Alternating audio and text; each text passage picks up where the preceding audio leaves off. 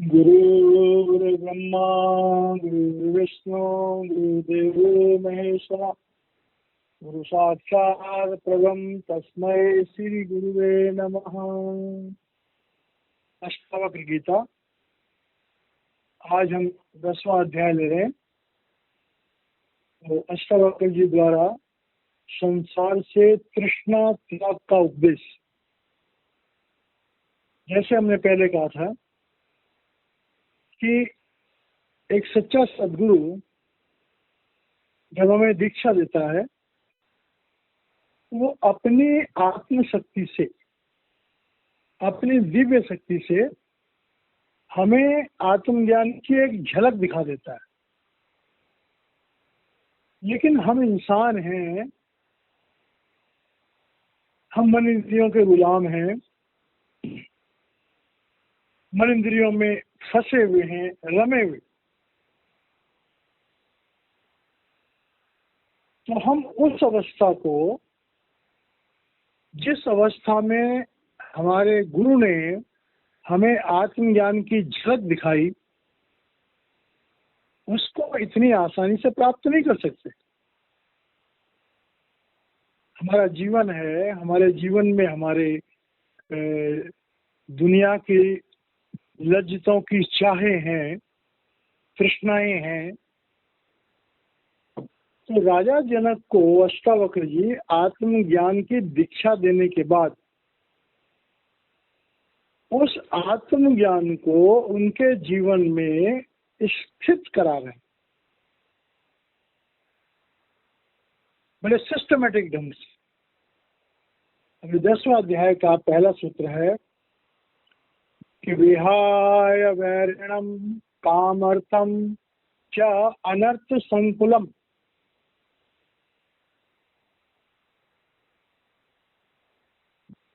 धर्मम अपि एतयोर हेतुम सर्वत्र अनादरम कुरु।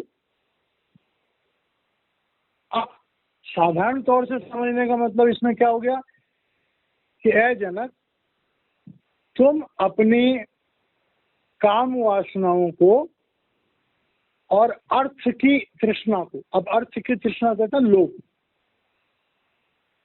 मतलब क्या कि ऐ जनक, तुम लोभ और काम को त्यागो, क्योंकि जितने भी अनर्थ होते हैं, गलत काम होते हैं, ये दोनों कारण है। धर्मम अपि एतयोर हेतु, और वैसे भी बताया गया है कि जिसने धर्म का पालन करना हो उसे लोभ और काम को त्यागना पड़ता है। ये बात तो नॉर्मल इसका अर्थ हो गया। अभी हम आध्यात्मिक दृष्टि से देखें तो हमारी आत्मा हमारे शरीर में फैली हुई है। हमारे शरीर में नीचे 5 चक्र हैं। नाभि चक्र से नीचे अपान वायु है, नाभि चक्र से लेकर के हृदय चक्र तक समान वायु है, हृदय चक्र पर प्राण वायु है, और हृदय चक्र से ऊपर का जो हिस्सा है उसमें उदान वायु होती है, और हमारी चमड़ी में जो बाकी काम होते हैं वो व्यान वायु होती है। तो अध्यात्म में जब भी कोई अध्यात्म का शिष्य, अभ्यास करने वाला ध्यान में बैठता है तो उसे अपनी सूरत को समेटना पड़ता है, अपनी इंद्रियों को अंतर्मुख करना पड़ता है। तो आध्यात्मिक मतलब इसका ये है कि है जनक, जो हमारे अपान वायु है, जिसमें काम, क्रोध और लोभ, जैसे आता है कि कामी, क्रोधी, लालची, इनसे भक्ति न होए, और भक्ति करे कोई सूरमा, जाति वर्ण कुल खोए। तो संसार में जितने भी अपराध होते हैं उनके पीछे धन, कंचन और कामिनी, काम वासनाएं और लोभ, जितने भी अपराध होते हैं, मैक्सिमम अपराध जो है इन 2 कारणों से होते हैं। जहां भी धर्म का नाश होता है, या तो काम वासनाएं होती हैं या धन का लोभ होता है। तो कह रहे हैं कि तुमने जो आत्मज्ञान प्राप्त किया, उस आत्मज्ञान की प्राप्ति तुमने अपने शरीर में आज्ञा चक्र पर करी। तो हम जिंदा रहते हैं, हमें सांस भी लेनी है, हमारा दिल भी धड़कना चाहिए, तो हम प्राणवायु को तो रोक ही नहीं सकते। हम खाना खाते हैं, उसको हजम करना है, तो हम समान वायु को भी रोक नहीं सकते। लेकिन जो अपान वायु है, उसका काम है हमारे नाभि से नीचे के हिस्से को चलायमान रखना।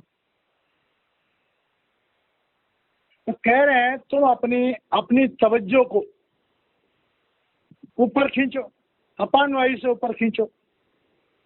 जितने भी साधु महात्मा होते हैं, जितने भी मुमुक्षु होते हैं, जितने भी योगी होते हैं, वो हमेशा अपान वायु को ऊपर खींच के रखते हैं। तो कहना विहाय वैरिणम, मनुष्य का सबसे बड़ा वैरी है काम और लोभ। साफ साफ कह रहे विहाय वैरिणम काम अर्थम, मनुष्य के सबसे बड़े दुश्मन है काम वासनाएं और संसार की संपत्ति का लालच। अनर्थ संकुलम, संसार के जितने भी पाप होते हैं, जितने भी दुनिया के जितने भी अपराध हैं, उनका बहुत बड़ा हिस्सा जो है वो इन दो कारणों से है। धर्मम अप एतयो हेतुम, और अगर धर्म के रास्ते पे चलना चाहते हो तो उसके लिए इन दोनों को साधना सर्वत्र अनादरम। कह तुम्हारे जीवन में काम वासनाओं का और लोभ का, लेकिन लोभ छोड़ने का मतलब ये नहीं तुम घर बार छोड़ दो। कहने का मतलब ये है कि अपने जीवन को चलाने के लिए तुम्हें जितनी जरूरत है तुम उतने ही धन से अपना प्रयोजन रखो, और काम वासनाएं तो सिर्फ संतान उत्पत्ति के लिए परमात्मा ने बनाई। लेकिन उस काम वासना की लज्जत इतनी खतरनाक है कि सारा संसार जो है उस काम वासना में लिप्त है। तो कह रहे हैं कि भाई जब तक तुम इन दो चीजों को नहीं छोड़ोगे तब तक तुम रूहानियत के रास्ते पर आगे नहीं बढ़ सकते। और ये खाली जनक के लिए नहीं है, संसार के समस्त उन लोगों के लिए है, चाहे वो किसी भी धर्म के हों, किसी भी देश के हों, किसी भी जाति के हों। अगर प्रभु प्राप्ति का इरादा है तो कंचन और कामिनी का त्याग करना अति आवश्यक। बिना कंचन और कामिनी के त्याग कहो, विरक्ति कहो, ये तो नहीं कह रहे पूर्ण तरह से छोड़ दो। किसी की पत्नी है तो उसने पत्नी को छोड़ देना है, लेकिन अगर उनको बच्चों की इच्छा नहीं है तो उन्हें काम वासनाओं में लिप्त पति पत्नी को भी नहीं होना चाहिए। जो पति पत्नी बिना बच्चे की इच्छा के काम वासनाओं में लिप्त होते हैं, वो अध्यात्म के रास्ते पर तरक्की उनके लिए बड़ी मुश्किल हो जाती है। और जो धन के संचय में लगे रहते हैं रात और दिन, उनके लिए भी भक्ति बहुत मुश्किल हो जाती है। तो इस बात को समझना बहुत ज्यादा जरूरी है। योगिक लैंग्वेज में अपान वायु को त्यागो, सांसारिक लैंग्वेज में कंचन और कामिनी को त्यागो। इसीलिए जो ओम है, गायत्री मंत्र है, उसकी शुरुआत नाभि चक्र से होती है। और महापुरुष जो हमें अपने सत्संगों में बताते हैं कि हमारी जो शब्द है, जो शब्द हमारे आत्मा को एकाग्र करता है और इस पंच भौतिक शरीर से बाहर निकालता है, शब्द की पहुंच भी नाभि चक्र से नीचे नहीं है। तो इसलिए कम से कम हमें अपनी तवज्जो को नाभि चक्र पर तो जरूर रखना चाहिए। नाभि चक्र से नीचे हमें तब जाना चाहिए या तो हम लैट्रिन बाथरूम के लिए जा रहे हो या कभी हम पैरों से चल रहे हो। अदरवाइज हमारी अपान वायु में हमारी तवज्जो नहीं जानी चाहिए। ये इस पहले सूत्र का आंतरिक मतलब है। अब दूसरे सूत्र में कह रहे हैं स्वप्न इंद्रजालवत पश्चात् दिनानि त्रीणि पंच वा मित्र क्षेत्र धन आकार दारा या आदि संपदा। अब दूसरी बात आ रही। पहली बात तो कही कि अपनी तवज्जो को अपान वायु से हटाओ, नाभि चक्र से नीचे मत जाने दो, काम वासनाओं को और लोभ को पूर्ण रूप से त्याग दो। अब जो जीवन के हमारे बाकी काम है, हमारा घर है, हमारा परिवार है, राजा जनक का अपना पूरा संसार है,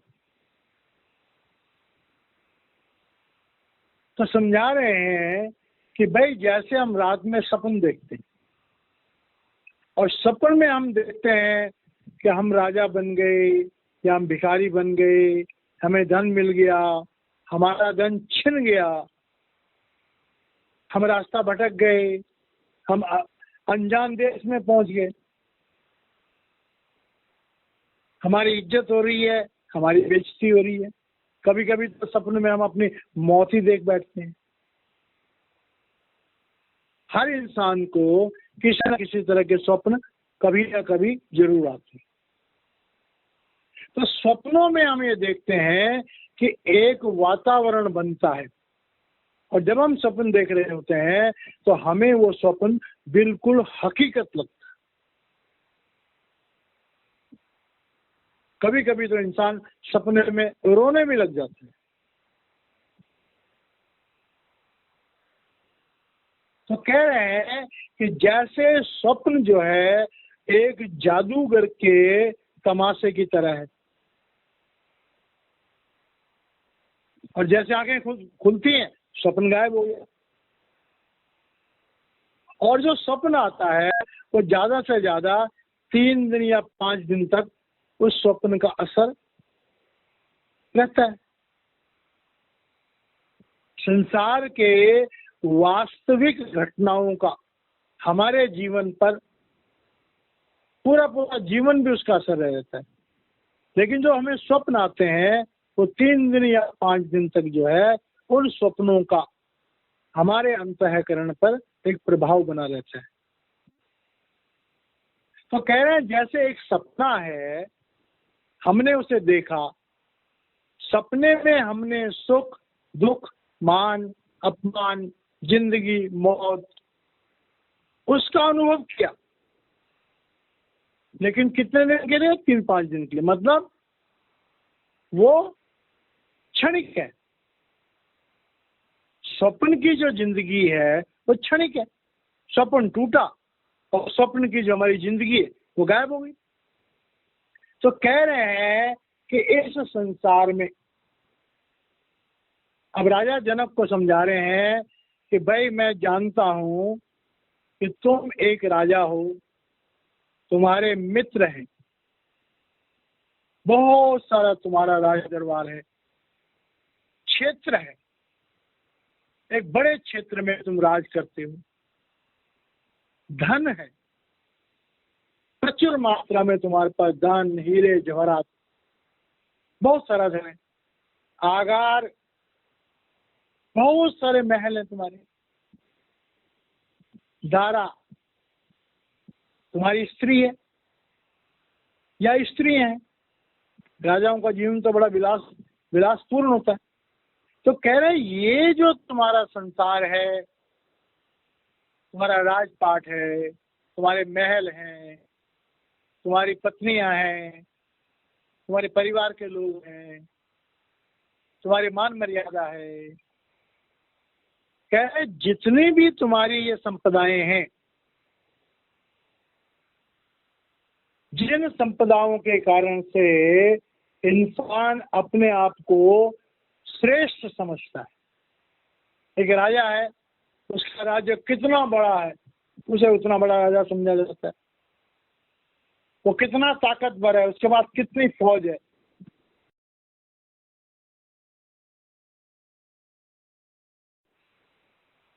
तो कह रहे इस संसार में मनुष्य जो है जिन भी परिस्थितियों में है, हर इंसान का परिवार होता है, रिश्तेदार होते हैं, उसके धन संपत्ति होती है, पति पत्नी बाल बच्चे भाई बहन होते हैं, मान सम्मान होता है। कह रहे ये जितनी भी चीजें हैं ये हमें बहुत ज्यादा आकर्षित करती हैं।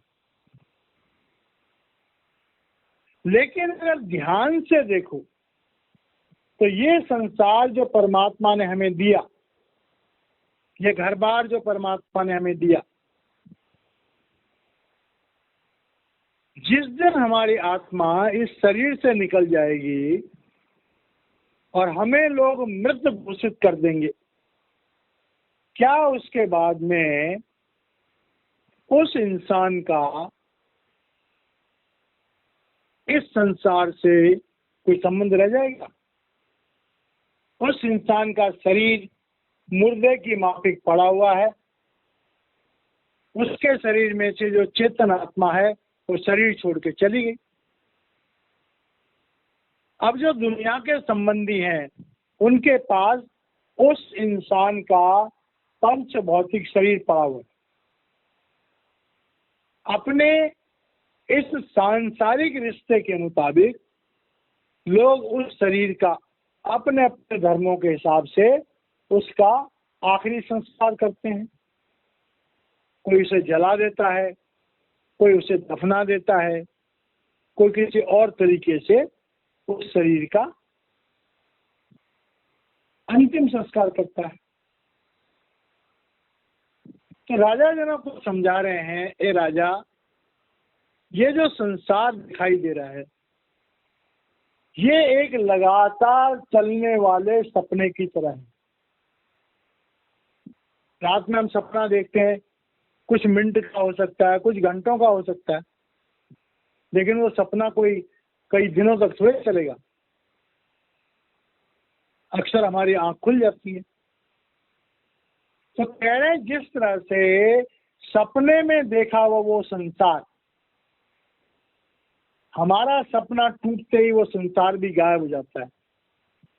कह रहे हैं वैसे ही ये संसार जो तुम जी रहे हो, ऐ जनक, ये संसार जो तुम जी रहे हो, ये तुम्हारा शरीर, ये तुम्हारा राजपाट, ये तुम्हारा धन दौलत, ये तुम्हारे महल, ये तुम्हारा परिवार, बीवी बाल बच्चे, ये सब तब तक के तुम्हारे रिश्ते हैं जब तक तुम्हारी आत्मा इस शरीर में है।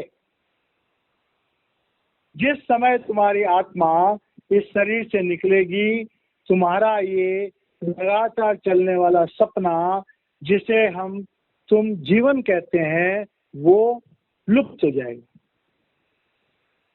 तो इस विचार को जब मनुष्य अपने मन में इसको समझ जाता है तब इंसान के लिए सच्ची विरक्ति पैदा होती है। तो ये बात जो राजा जनक को अष्टावक्र जी कह रहे हैं, ये बात हर महापुरुष अपने शिष्यों को समझाता है।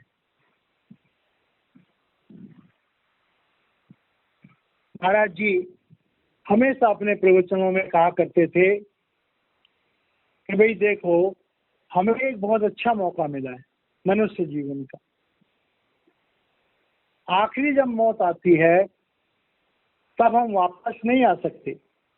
तो कह रहे हैं, महाराज जी कहा करते थे कि भाई तुम जीते जी अपनी आत्मा को अपने इस पंच भौतिक शरीर से अलग करके देखना सीखो, क्योंकि जब तुम अपनी आत्मा को इस पंच भौतिक शरीर से मन इंद्रियों से अलग करने की क्षमता प्राप्त कर लोगे तो तुम्हें मरने का प्रैक्टिकल तजुर्बा आ जाएगा कि मौत के बाद आत्मा की कैसी अनुभूति होती है। वो जिन भाई बहनों को समर्थ महापुरुष मिले हैं और समर्थ महापुरुष की कृपा से जिन भाई बहनों की सूरत सिमट जाती है और जो जीते जी मर के देखते हैं, उन भाई बहनों को वो अनुभव होता है जो अनुभव मौत के समय होता है। और जो लोग जीते जी मरने की कला को सीख जाते हैं, फिर उनकी आसक्ति इस भौतिक जगत में नाम मात्र के लिए रह जाती है। अब तीसरे सूत्र में कह रहे हैं, यत्र यत्र भवेत तृष्णा संसारम विद्धि तत्र वै प्रौढ़ वैराग्यम आश्रित्यम भीत तृष्णा सुखी भव। अब तीसरे सूत्र में बता रहे हैं कि भाई ये संसार जो है, ये संसार क्या है? ये कर्मों के विधान से बना हुआ संसार। हम इस दुनिया में आते हैं, हमारे प्रारब्ध कर्मों के मुताबिक हमें शरीर मिलता है, माता पिता मिलते हैं, बाल बच्चे मिलते हैं, भाई बहन मिलते हैं, मित्र शत्रु मिलते हैं, अड़ोसी पड़ोसी मिलते हैं। संसार में जिन लोगों से हम व्यवहार करते हैं कहीं भी, वो सब हमारे प्रारब्ध कर्मों से जुड़े होते हैं। और ये बात यहाँ पर बहुत समझने वाली है कि एक तृष्णाएं हमारी पैदा होती हैं हमारे प्रारब्ध कर्मों से, हमारे लेने देने से। प्रारब्ध कर्मों की तृष्णाओं को हम त्याग नहीं सकते, उन्हें हमें भोगना होगा। वो हमारे व्यक्तिगत जिंदगी का हिस्सा होती है। तो कह रहे हैं यत्र यत्र भवेत तृष्णा संसार विद्धि तत्र वै। अब देखिए, हमारे बाल बच्चे हैं, जहां जहां हमारे बाल बच्चों का, हमारे भाई बहनों का, हमारे माता पिता का कोई भी लिंक होता है, हमारी भावना वहां बन जाती है। ये मेरा घर है, ये मेरे भाई का घर है, ये मेरे बेटे का घर है। तो हमारी सांसारिक रिश्तों पे जो पहली तृष्णा बनती है, जीने का चाह बनती है, प्राप्त करने की चाह बनती है, तो उसका पहला असर है हमारे प्रारब्ध कर्म। ये कहना ज्यादा उचित नहीं होगा कि तृष्णाओं को छोड़ दो। संसार में अगर हमें जीना है तो कुछ ना कुछ तो तृष्णा हमारी होंगी। हम जिंदा रहते हैं, हमें भोजन की तृष्णा है, हमें पानी पीना है। तो इस तरह से कह रहे हैं, जहां जहां हमारी तृष्णाएं होती हैं, हमारी आशाएं होती हैं, हमारे व्यवहारिक रिलेशंस होते हैं, वहां वहां हमारे सांसारिक बंधन बनते चले जाते। और हमारा जो जीवन है, हमारे प्रारब्ध कर्मों के कारण से ही हमारा संसार में व्यवहारिक जीवन बनता है। कई बार हम सोचते हैं बड़े अजनबी हमारी जिंदगी में आ जाते हैं, तो अजनबी वो हमारे लिए है, हमारे प्रारब्ध कर्मों के हिसाब से वो हमारे लिए अजनबी नहीं है, हमारा उनका पिछले जन्म से संबंध है। वो कह रहे हैं कि हमारे जो प्रारब्ध कर्म हैं, उनके द्वारा हमारे जो संसार में हमारी जो तृष्णाएं बनती हैं, हमारे जो सांसारिक व्यवहार बनते हैं, उन्हें तो हम त्याग नहीं सकते। लेकिन मनुष्य को 25% जो क्रियामान कर्म मिले हैं, उन क्रियामान कर्मों के अंतर्गत में हमें तृष्णा पैदा नहीं करनी, बल्कि हमें वैराग्य पैदा करना है। वैराग्य पैदा कब होगा? जब हम किसी समर्थ गुरु की शरण में जाएंगे, जब हम दीक्षा लेंगे, जब हम स्वाध्याय करेंगे, जब हम सत्संग सुनेंगे, जब हम सेवा करेंगे, तो तब हमारे जीवन में वैराग्य उत्पन्न होगा। अब राजा जनक को गुरु मिल गया, ज्ञान मिल गया, तो राजा जनक को अष्टावक्र जी कह रहे हैं कि प्रौढ़ वैराग्यम आश्रित बीत तृष्णा। है जनक, अगर तुम चाहते हो कि तुम उस आत्मज्ञान की अनुभूति को लगातार करते रहो, तो तुम्हारी जो संसार की तृष्णाएं हैं, और तृष्णाएं क्या है? काम, क्रोध, लोभ, मोह, अहंकार की आसक्ति, मन इंद्रियों की पकड़, कह रहे हैं ये तब तक नहीं छूटेगी जब तक तुम अपने मन में दृढ़ संकल्प नहीं करोगे कि अब मुझे आत्मज्ञान में स्थित रहना है, या हमें रोज आत्मज्ञान की अवस्था को प्राप्त करना। जो भाई बहन इस सत्संग को सुन रहे हैं, जो भजन सिमरन करते हैं, उनकी जिंदगी में अक्सर ही आता है, एक दिन हमने भजन सिमरन किया, हमारा ध्यान लग गया, हम घंटा, 1.5 घंटा, 2 घंटा बैठ गए, हमने अंदर में प्रकाश देखा, हमने अंदर में शब्द देखा, हमने अपने अंदर में गुरु का नूरी स्वरूप देखा। तो कोई जरूरी नहीं कि दूसरे दिन भी ऐसा ही अनुभव हो, और तीसरे दिन भी ऐसा ही अनुभव हो, और चौथे दिन भी ऐसा ही अनुभव हो। अक्सर ऐसा नहीं होता है।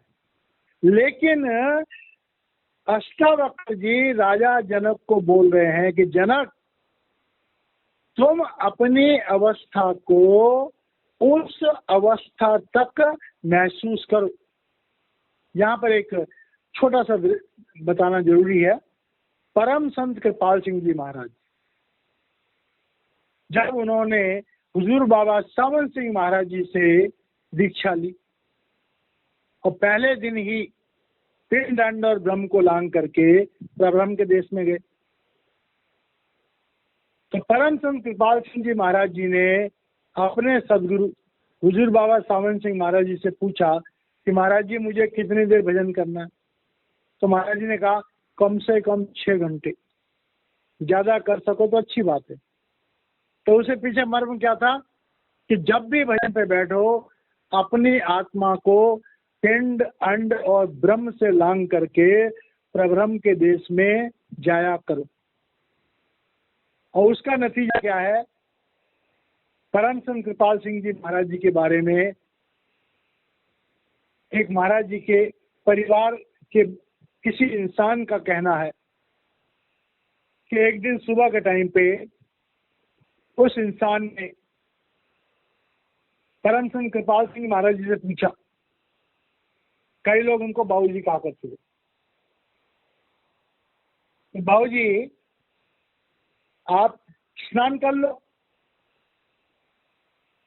तो परम संत कृपाल सिंह महाराज जी के मुंह से निकला कि भाई मैं तो स्नान जो है वो मैंने स्नान कर लिया अमृतसर। मतलब परम संत कृपाल सिंह जी महाराज ध्यान में बैठ करके पिंड, अंड और ब्रह्म को लांग करके उस अंदर के मान सरोवर में प्रब्रह्म के देश में सर चश्मा कौसर मान सरोवर अमृतसर, उस अंदर के अमृतसर में स्नान करके और वापस आ गए थे। तो अध्यात्म के रास्ते पर जब हम लोग चलते हैं, खाली किसी प्रवचन को सुन लेना या महापुरुषों की बातों को हम रिपीट कर लें, हमारा समय तो अच्छा कटेगा, हमारा दिल भी खुश हो जाएगा। लेकिन जरा सोचो, बहुत बढ़िया खाना बना हो, उसकी खुशबू लाजवाब हो, और हमें कहा जाए कि तुम दूर से इस खाने की खुशबू को सूंघ लो, तुम्हें खाना नहीं मिलेगा, तो हमें कैसा लगेगा? इसी तरह से हम आत्मज्ञान की बातें करते करते अगर उस आत्मज्ञान की अनुभूति को नहीं करेंगे, तो हमारा हाल भी ऐसा ही होगा। तो अष्टावक्र जी कह रहे हैं राजा जनक को कि जनक, तुम्हें उस अवस्था का हर समय अनुभव करना है। अब चौथे सूत्र में कह रहे हैं, कृष्णा मात्रात्मको बंधन तत्व नासो मोक्षोच्चिते भव असंशक्ति मात्रेण प्राप्ति तुष्टिर मुहु मुहु।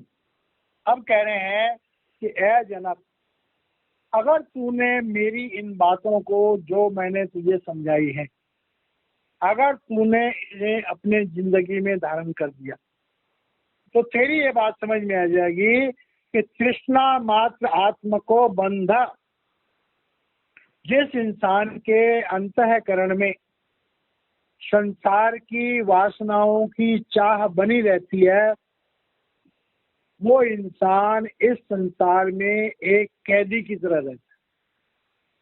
वो मन इंद्रियों का गुलाम है। लेकिन जिस इंसान ने अपनी तृष्णाओं का तत्नाशो मोक्षुच्चिते, जैसे ही तुम अपनी तृष्णाओं का नाश कर दोगे तो तुम्हें मोक्ष की अवस्था प्राप्त करने की शक्ति मिल जाएगी। हम अपने मन को, अपने चित्त को जब इस संसार की वासनाओं में रखेंगे तो हम एक इस संसार के कैदी हैं। अगर हम इन संसार की वासनाओं से अपने मन और चित्त को हटा लेंगे तो हम एक आजाद आत्मा है। तो कह रहे हैं कि भावा संसिक्त मात्रेण प्राप्ति तुष्टिर मुहु मुहु। कह रहे हैं इस संसार की, इन वासनाओं की, इन इंद्रियों के साथ को छोड़ना सीखो। जैसे जैसे तुम्हारे अंतःकरण से इन वासनाओं की लज्जत की चाह खत्म होती जाएगी, वैसे वैसे तुम्हें अंदर में उस आत्मज्ञान से जुड़े रहने की ताकत मिलेगी। और लास्ट में कहते हैं कि मुहु मुहु, मतलब कि रोज जब तुम भजन करोगे तो रोज तुम उस आत्मज्ञान की अवस्था का अनुभव करोगे। तो अष्टावक्र जी का इस चौथे सूत्र में कहने का मतलब यह है कि तुम्हें ए जनक, जो आत्मज्ञान की शिक्षा तुम्हें शुरुआत में दी गई थी तुम्हारे गुरु की कृपा के द्वारा, उस आत्मज्ञान की अवस्था को तुमने रोज प्राप्त करना है। तभी तुम्हारा ज्ञान पूर्ण समझा जाएगा और तभी तुम्हारी दीक्षा की वास्तविक प्राप्ति होगी, लाभ होगा, और तभी तुम्हारा गुरु तुमसे प्रसन्न होगा। तो ये हम सब सत्संगियों के लिए एक बहुत बड़ी शिक्षा है कि जो मंत्र, जो हमें हमारे गुरु से दीक्षा मिलती है, हमें उस दीक्षा को फलीभूत करना होगा और रोज करना होगा। बुजुर्ग बाबा सावन सिंह महाराज जी कहा करते थे कि भजन में बैठो, जब तक तुम्हें भजन में लज्जत आनी शुरू ना हो जाए तब तक तुम भजन से मत उठो, चाहे जितना मर्जी टाइम हो जाए। तो इस तरह से महापुरुषों की बातों को जब हम याद करते हैं तो हमें फायदा होता है। और कोई भी भाई बहन जो नाम लेवा है, वैसे अपने अनुभव कभी किसी को नहीं बताने चाहिए, लेकिन जिन भाई बहनों को अपने सदगुरु की कृपा से, यहाँ पर इस बात का जिक्र करना कुछ बुरा नहीं होगा कि मेरे गुरुदेव संत दर्शन सिंह जी महाराज, जब हम इन लोगों को इन चीजों को ढंग से समझाया करते थे तो हमारा सौभाग्य है कि महाराज जी की उपस्थिति में हमें वो अनुभव हो जाया करते थे जो अनुभव हमें ध्यान में बैठने में नहीं होते। तो इसलिए जिन भाई बहनों का कोई गुरु है, अपने गुरु को हमेशा याद रखना चाहिए। ज्यादा से ज्यादा अपने गुरु के साकार रूप के भी दर्शन करने चाहिए। और गुरु प्रेम जो है हमें अध्यात्म में बड़ी जल्दी तरक्की दिलवाता है। तो इस तरह से ये हमारा 10वें अध्याय का चौथा सूत्र हुआ। हम यहाँ वाणी को विराम देते हैं, बाकी हम कल करेंगे। जय महाराज।